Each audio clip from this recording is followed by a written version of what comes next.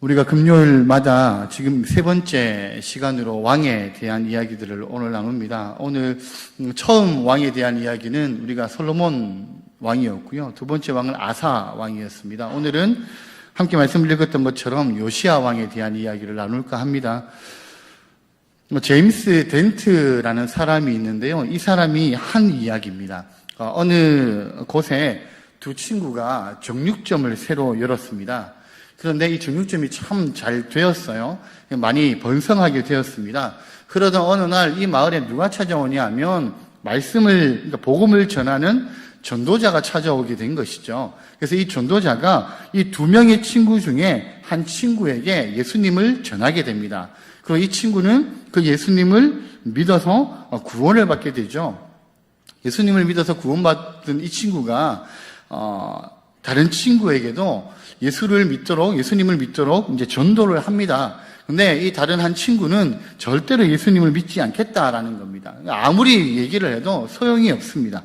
그래서 예수를 믿고 변화된 이 친구가 아무리 얘기를 해도 믿지 않는 그 친구에게 야, 너는 왜 예수님을 안 받아들이냐라고 물었습니다. 그러니까 이 친구가 무슨 말을 했을까요? 갑자기 질문을 하니까 그죠? 이 친구가 이렇게 얘기했습니다. 잘 들어봐, 친구야. 나까지 예수를 믿게 되면 앞으로 누가 고기의 무게를 잴 수 있겠니? 이렇게 얘기했습니다. 갑자기 조용한 거 보니까 무슨 얘기인지를 모르시는 거죠. 이게 무슨 얘기냐 하면 이런 얘기예요. 복음을 받아들이지 않은 친구의 말을 우리가 생각해 보면 됩니다. 생각해 보면 먼저 복음을 받아들인 친구의 삶에 변화가 생겼다라는 겁니다. 처음에 이 두 친구가 정육점을 열었을 때 이 고기를 잘라서 저울에 재잖아요, 그죠? 그 고기를 잘라서 저울에 달면 이제 그 무게가 나오는 만큼 이제 금액을 받잖아요.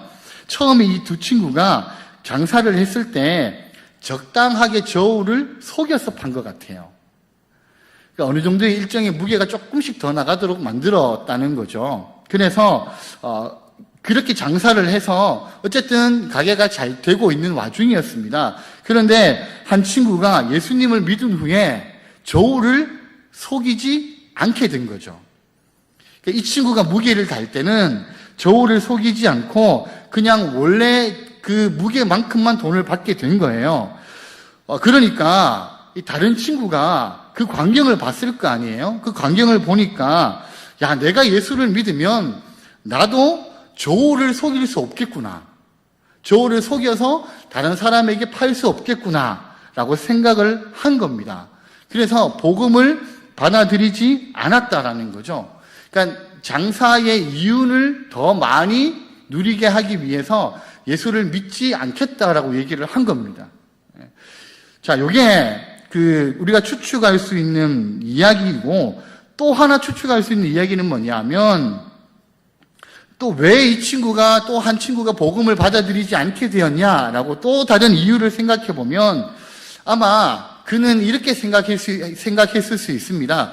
종교를 갖는다고 할 때, 종교를 가지게 되면 자기도 모르게 정직해야 된다라는 것을 알고 있었다라는 거죠. 그래서 왜 종교를 갖게 되면 정직해야 되냐 하면 신을 믿는다라는 것은 그 신이 명한 대로 사는 것이기 때문이거든요. 그래서 예수님을 믿으면 정직하게 살아야 된다라는 것을 알았다라는 거예요. 누구를 통하여서? 먼저 예수를 믿은 친구를 통하여서.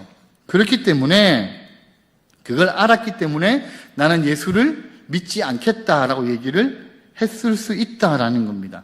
그러니까 두 가지 가정 가운데 어느 것이 맞는지는 알지 못하겠지만 정확한 거 한 가지는 있죠.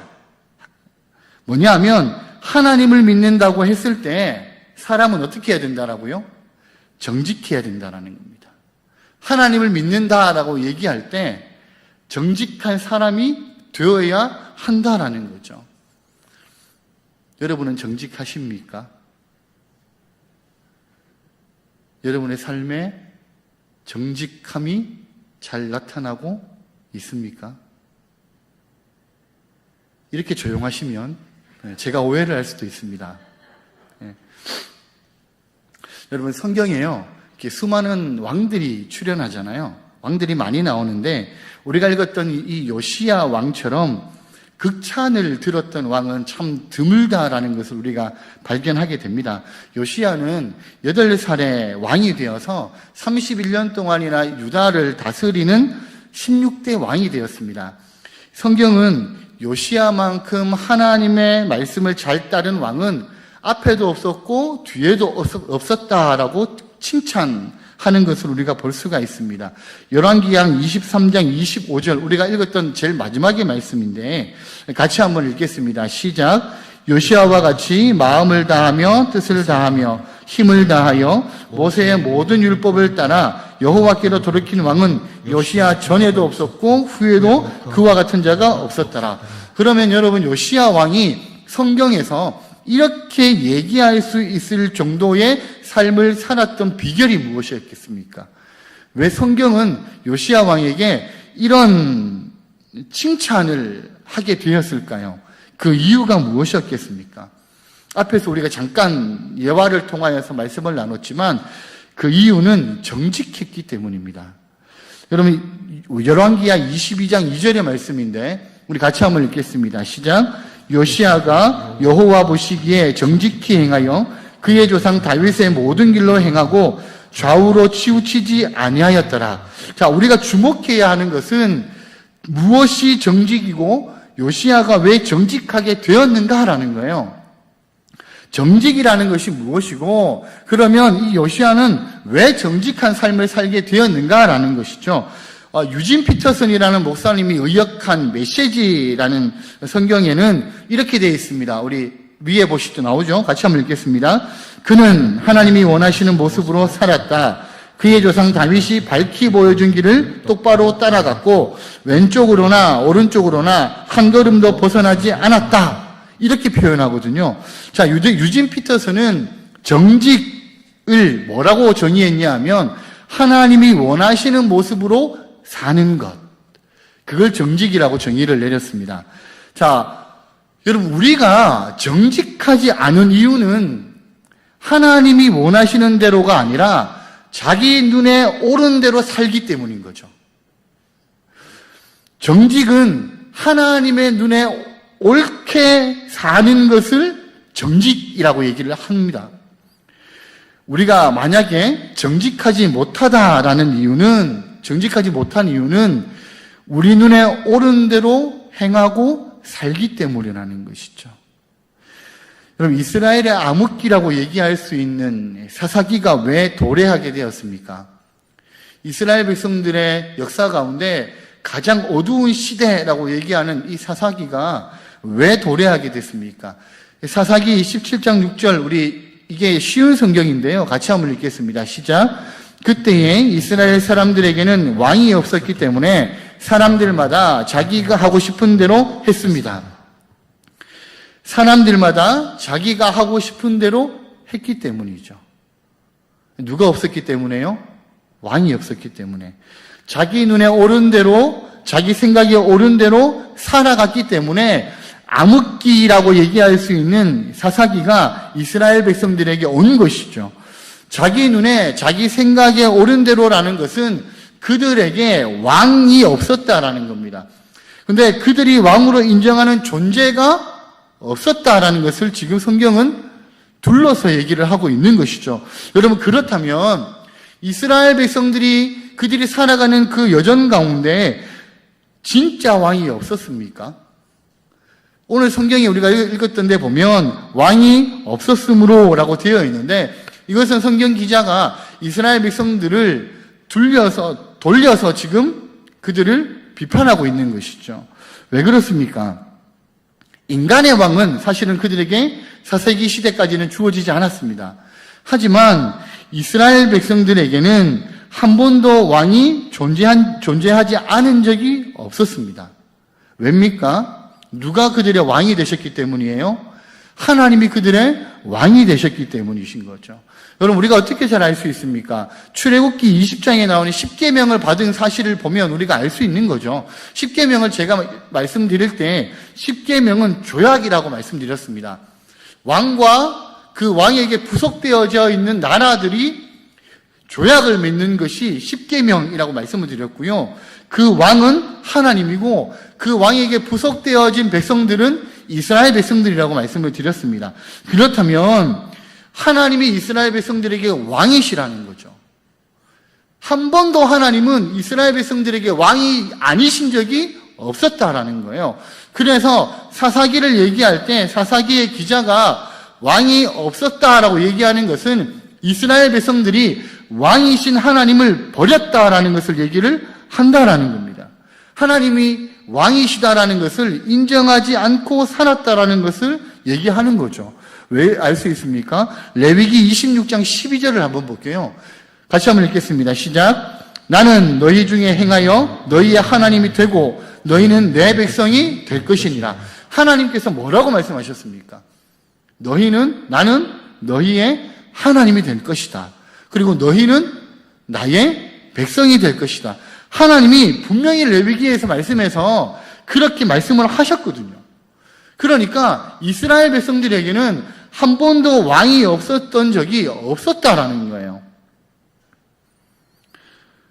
근데 자기 눈에 옳은 대로 살아갔다라는 것은 결국에는 하나님을 왕으로 인정하지 않고 살아갔다라는 것을 말한다라는 것이죠. 여러분, 성경이 요시야를 정직히 행했다라고 평가하는데 그 동기가 무엇이겠습니까? 그러면 요시야가 정직하게 행하게 된 동기가 있다라는 것이죠. 요시야가 왕이 된 지 18째 해에 대제사장 hil기야가 이 성전을 다시 보수 공사를 합니다. 성전을 보수 공사하는 가운데 거기에서 율법책을 발견하게 되죠. 그리고 이 율법책을 서기관이었던 사반이 요시야 왕 앞에서 이 율법책을 읽어요. 지금으로 얘기하면 하나님의 말씀을 왕 앞에서 읽었다라는 겁니다. 요시야는 사반이 들려주는 그 말씀을 딱 듣자마자 어떻게 반응하냐 하면 옷을 찢어요. 옷을 찢으면서 회개하기를 시작합니다. 그럼 그동안의 이스라엘 백성들이 하나님을 버리고 다른 신에게 분향하여서 하나님의 경노하겠다라는 것을 요시야 왕이 깨닫게 된 것이죠. 열왕기하 22장 11절인데요. 우리 같이 한번 읽겠습니다. 시작. 왕이 율법책의 말을 듣자 곧 그의 옷을 찢으니라. 자, 열왕기하 22장 17절이에요. 네, 같이 한번 읽겠습니다. 시작. 이는 이 백성이 나를 버리고 다른 신에게 분향하며 그들의 손이 모든 행위로 나를 경노하게 하였음이라. 그러므로 내가 이곳을 향하여 내린 진노가 꺼지지 아니하리라 하라 하셨느니라. 이 말씀은 여호와 하나님께서 여선지자였던 훌다라는 여선지자에게 그 하나님이 말씀하신 내용이에요. 여선지자에게 이렇게 네가 들은 그대로 왕에게 얘기를 하라라고 말씀하시거든요. 여러분, 이 요시야 왕이 하나님의 말씀을 듣자마자 옷을 찢으면서 회개한 것이 이스라엘 백성들이 하나님을 버리고 다른 신들을 섬겨왔기 때문입니다. 그래서 그것이 이 요시야 왕에게 회개하게 만드는 것이 되었다라는 것이죠. 하나님의 말씀 앞에 결국에는 요시야 왕이 그 행동을 하게 되었다라는 겁니다. 정직하다는 것. 정직하다는 것은 하나님의 말씀 앞에서 마땅히 행할 것이 무엇인지를 알고 실천하는 것입니다. 정직은요, 아는 것, 그냥 내가 알고 있는 것으로만 그치는 게 아니라 아는 것을 행하는 게 정직이라는 것이죠. 여러분, 우리는 잘 알잖아요. 무엇이 맞고 무엇이 틀린 것인지를 압니다. 내가 어떤 행동을 해야 되고 어떤 행동을 하지 않아야 되는지를 압니다. 근데 우리가 머릿속에 그것을 그려넣기만 하고 알고만 있다고 해서 그것이 정직하게 되는 것은 아니라는 겁니다.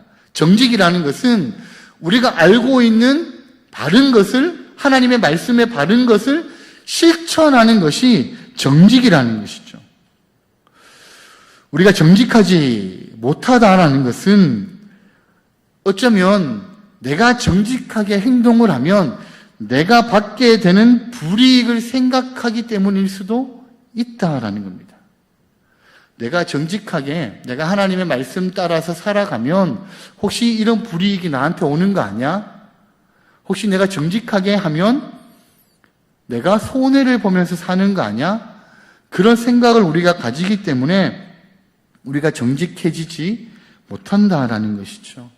여러분, 요시야가 알고 있었던 사람들, 그리고 그의 조상들이 하던 일들을 이 요시야 때에 와서 요시야가 갑자기 바꾼다라는 것은요, 모험입니다.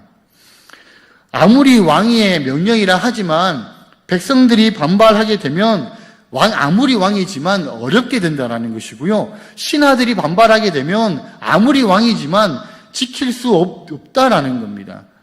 근데 요시야는 말씀을 읽고 그 말씀에 따라서 종교개혁을 단행하기로 결단했다라는 것이죠. 여러분, 열왕기하 23장 4절의 말씀이에요.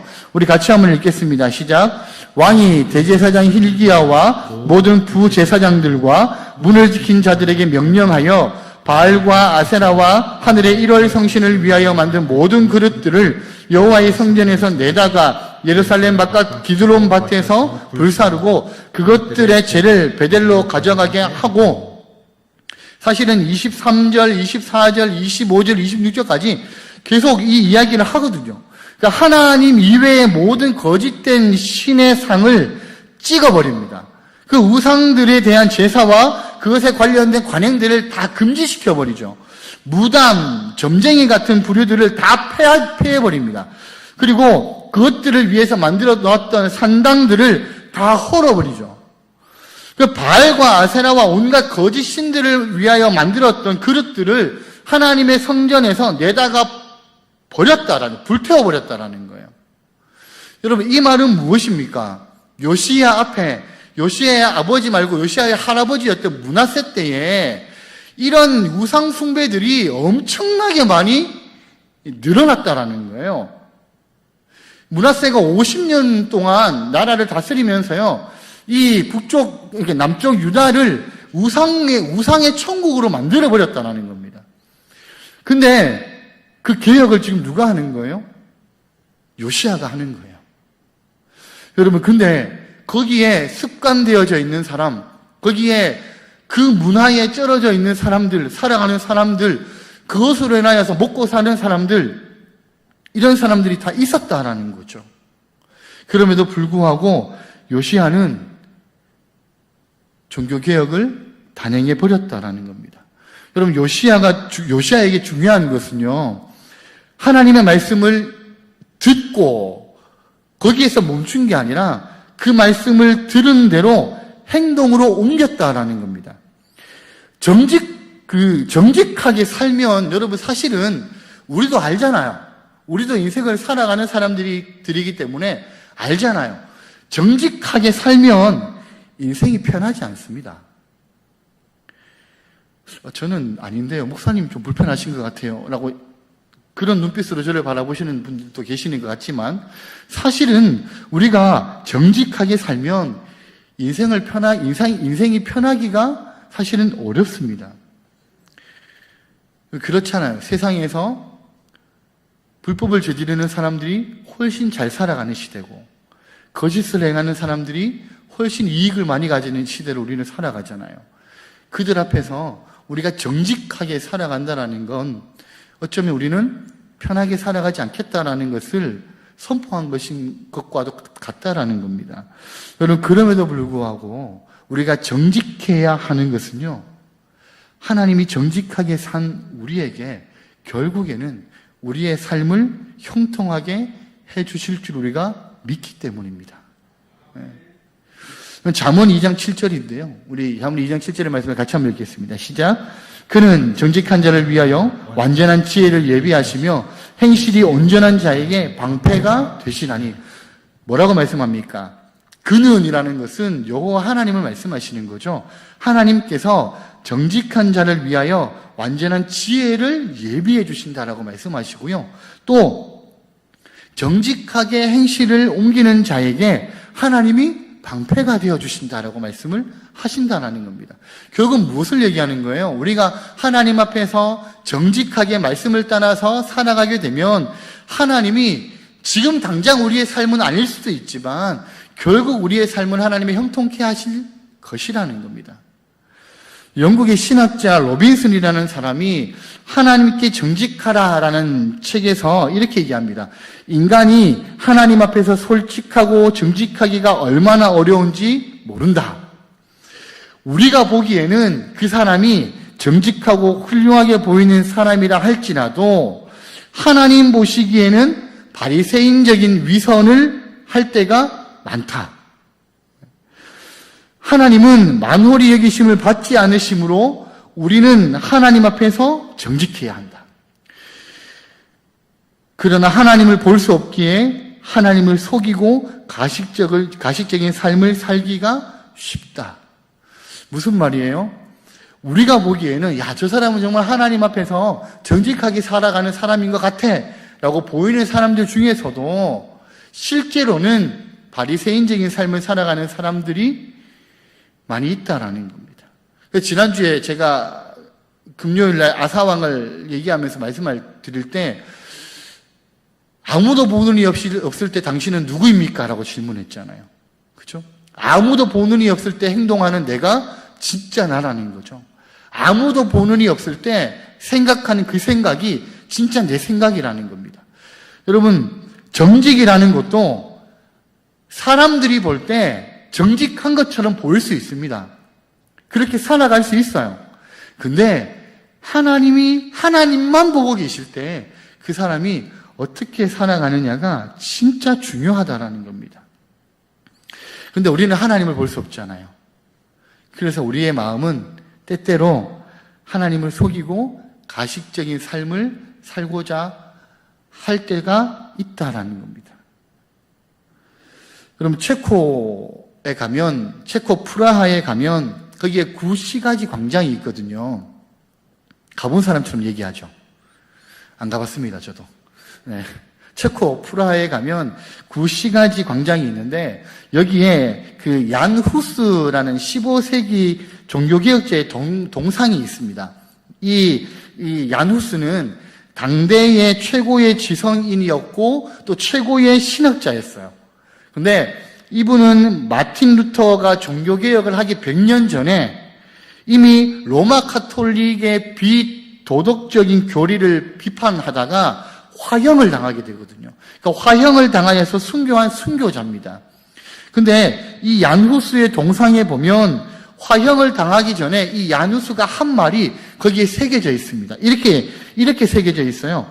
진실을 사랑하고 진실을 말하고 진실을 행하라. 무슨 말입니까? 정직하게 살라라는 것이죠. 말씀 앞에서, 하나님 앞에서 진실하게 사랑하고 진실하게 말하고 진실하게 행동하라는 겁니다. 여러분 시편 33편 4절 말씀을 우리 같이 한번 읽을게요. 같이 한번 읽겠습니다. 시작. 여호와의 말씀은 정직하며 그가 행하시는 일은 다 진실하시도다. 무슨 말입니까?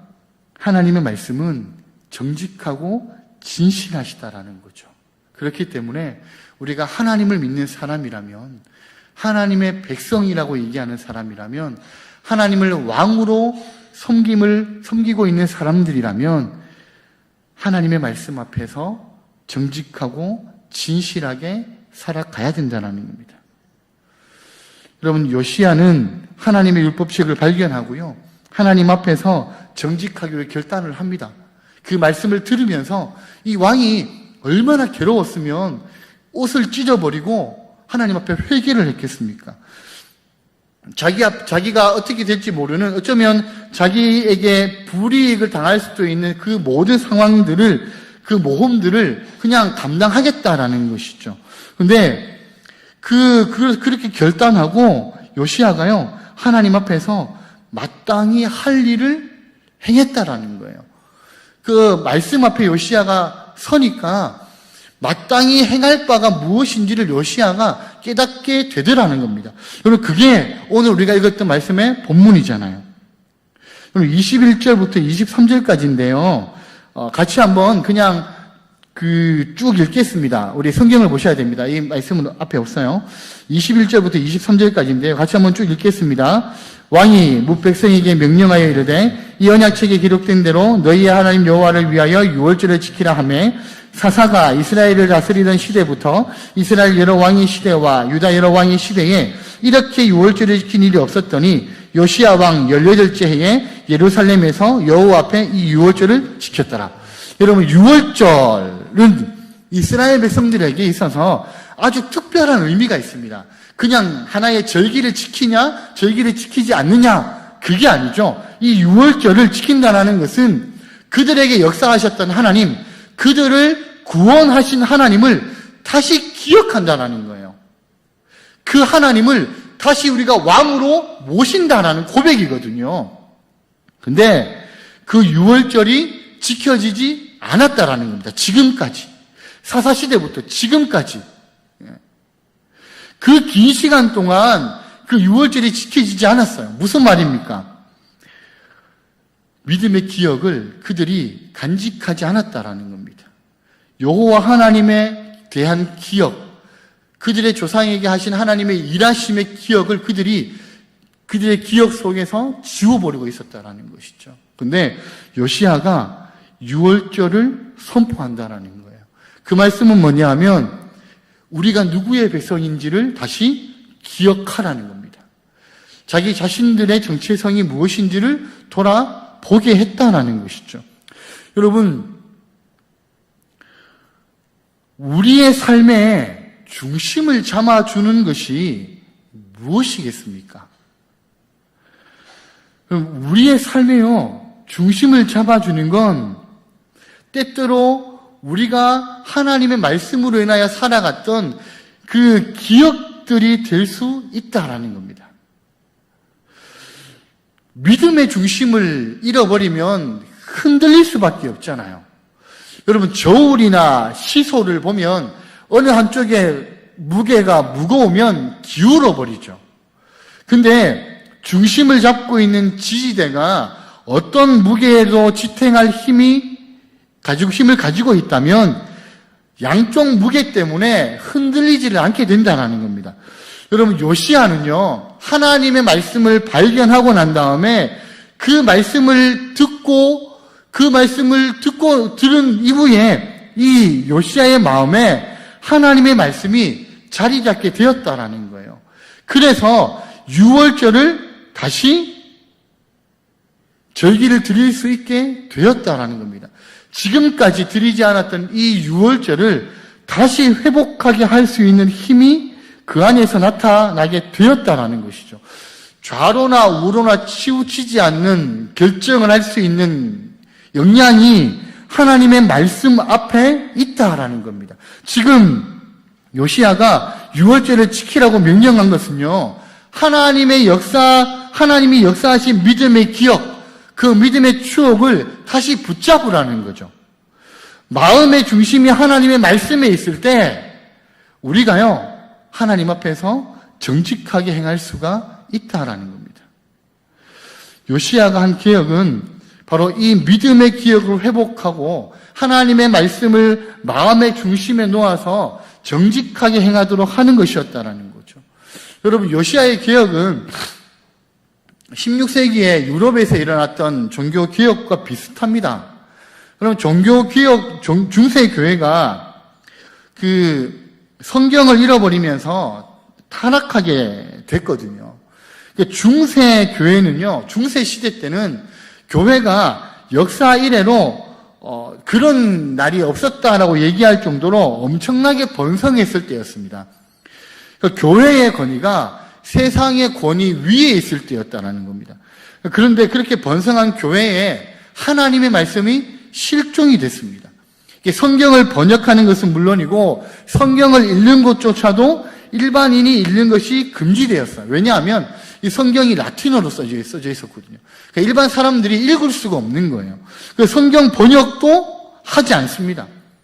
오직 성직자들만 성경을 읽을 수 있게 됐거든요. 그러니까 성도들을 무지하게 만들어 놓는 거죠. 무지하게 만들어 놓고 예수 그리스도가 있어야 할 그 자리에 성모 마리아를 세워놓고 또 사도들의 그림과 동상을 세워놓고 그리고 숱한 성직자들의 형상이 그 자리에 자리 잡게 됐다라는 겁니다. 심지어는 돈을 받고 면죄부를 판매하게 되는, 그러니까 말씀을 잃어버리면 얼마나 타락하는지를 중세교회가 우리에게 잘 보여주고 있다라는 거죠. 여러분, 말씀을 잃어버리면 정직함도 분별력도 다 사라지게 된다는 겁니다. 말씀이 교회에서 사라졌고 권력이 우상이 되어버렸고 돈이 말씀을 덮어서 권력을 진 자들에게 의해서 하나님의 말씀이 왜곡되었을 때, 그때가 종교개혁이 일어날 그 때였다라는 겁니다. 그 중세교회가 얼마나 타락했는지를 우리는 알 수 있다라는 것이죠. 여러분, 근데 지금 우리가 살아가는 시대는 괜찮습니까? 지금 우리가 사는 시대가 이 종교개혁이 일어났던 그 중세교회의 시대에서 자유롭다라고 우리는 얘기할 수가 있을까요? 여러분, 지금 우리가 살아가는 시대도 중세교회와 별반 다르지 않는 모습의 그런 타락함들이 나타나고 있잖아요. 말씀에 정직하게 말씀 앞에 분별력이 없이 나아가고 있는 것이 오늘을 살아가고 있는 우리들의 모습일 수도 있고 오늘날의 교회들의 모습일 수 있다는 겁니다. 여러분, 어떻게 알 수 있습니까? 여러분, 대형교회의 세습이 묵인되는 시대를 우리는 지금 살아가고 있습니다.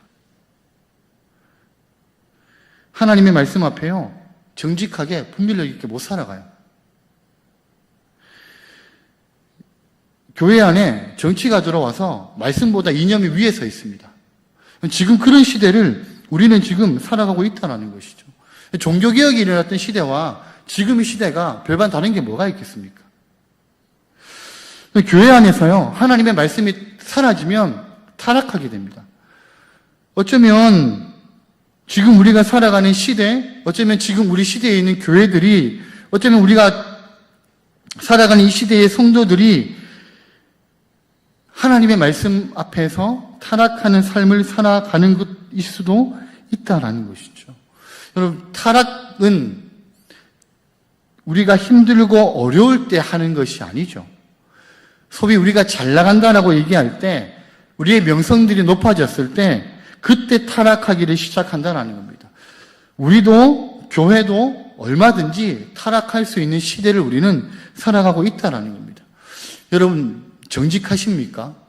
여러분, 하나님 앞에서 정직하게 살아가고 계십니까? 여러분이 정직하게 살아가신다면 그 기준이 무엇입니까? 하나님의 말씀을 기준으로 정직하게 살아가야 된다는 것이죠. 여러분, 요시야는 잃어버린 율법을 발견함으로 요시야가 일으킨 종교개혁이 시작이 됩니다. 하나님의 말씀만이 올바른 신앙이 무엇인지를 가르쳐주는 척도가 되었다라는 겁니다. 말씀이 선포되었을 때 요시야의 반응은 옷을 찢고 하나님 앞에 회개하는 반응이었어요. 여러분, 옷을 찢는다라는 의미는 이스라엘 백성들에게요, 살을 찢는 것을 대신하는 겁니다. 그만큼 슬프고 아프다라는 것이죠. 하나님의 말씀 앞에서 타락한 이스라엘 백성들, 그 자신들의 모습들을 보니까 슬프고 아프다라는 거예요. 그래서 요시야는요, 옷만 찢는 행위에서 끝난 게 아니라 유월절을 지키고 모든 가증한 것들을 다 제거해버렸다라는 겁니다. 성경은 이것을 율법의 말씀을 이루려 함이라 이렇게 기록하고 있거든요. 여러분, 여기서 이룬다라는 말씀을 다른 번역본들을 보면 이렇게 되어 있습니다. 지키려 하였다, 실천하였다, 노력하였다. 다시 말하면 요시야는요, 율법의 말씀을 지키려 했고 또 실천하려 했고 또 실천하기 위해서 노력했다라는 겁니다. 우리가 앞에서 얘기했잖아요. 왜 성경이 요시야에 대해서 이렇게 칭찬을 하느냐?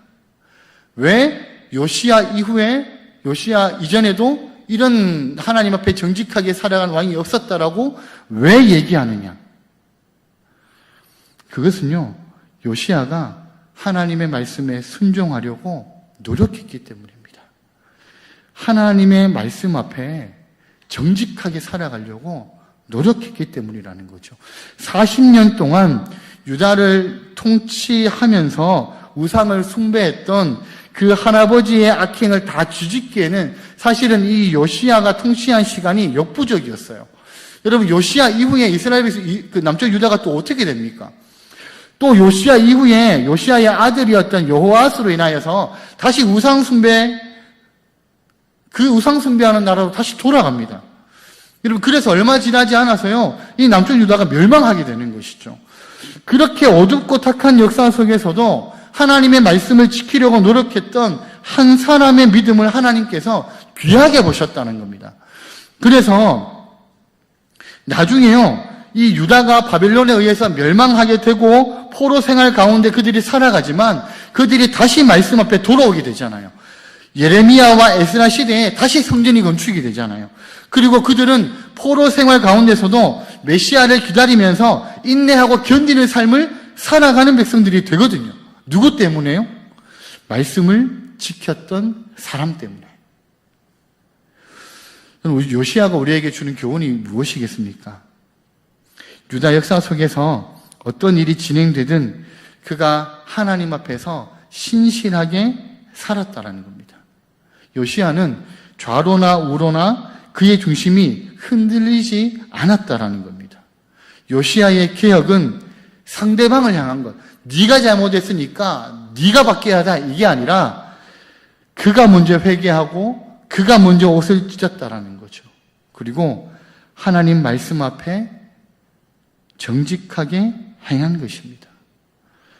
여러분, 오늘 나는 하나님과 어떤 정직한 관계를 맺고 살아가고 계십니까? 여러분은 하나님 앞에서 얼마나 그 말씀에 중심을 두고 믿음으로 결단하며 그 삶을 살아가고 계십니까? 얼마나 하나님과 정직한 관계를 맺으면서 내 주변에 있는 사람들에게 신뢰와 섬김, 헌신과 사랑으로 그들과 연결되어져 있는 관계를 이루면서 살아가십니까?